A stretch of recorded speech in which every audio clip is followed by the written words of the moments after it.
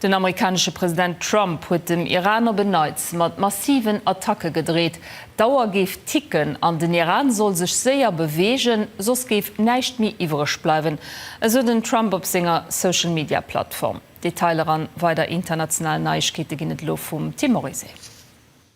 Gesprächer ginn aktuell iwwer de Vermittler Pakistan weitergefauert. Vun Islamabad heeget den Iran hat mittlerweile ein Gegenopfer und USA übermittelt. Detailer fehlen aber. Den US-Präsident soll sich an den nächsten Stunden überdems beim nationale Sicherheitsrat treffen. Er soll über weiter militärische Optionen diskutiert gehen. Ob eng weiter Eskalation befürchtet, bleibt also unklar. Mehr wie 520 Drohnen an 22 Raketen hat Russland Kiew no an der Nucht Richtung Ukraine gestartet.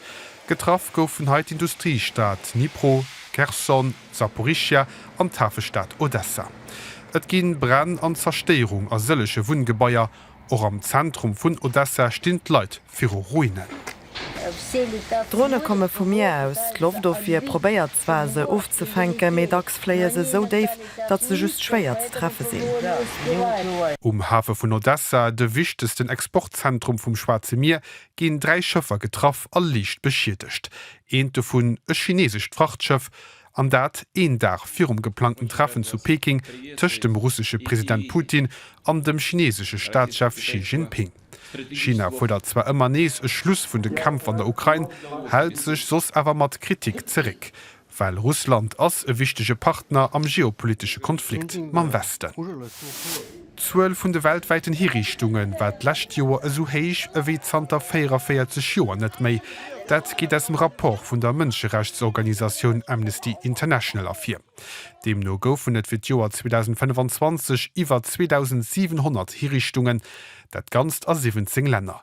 E grossen Deel am Iran, die meescht goufen allerdings a China gezielt, hai ginnet awer keng offiziell zuelen. No engem Hantavirusausbruch ass Croisièrschiff Hondius loträg am Hafe vu Rotterdam ukom.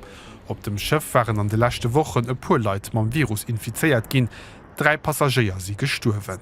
Die Läch Crewmemberen sollen ëlo a Quarantän goen, d'Schiff war Zter April ënnerW an hat ënne anderem d'Antarktis besicht.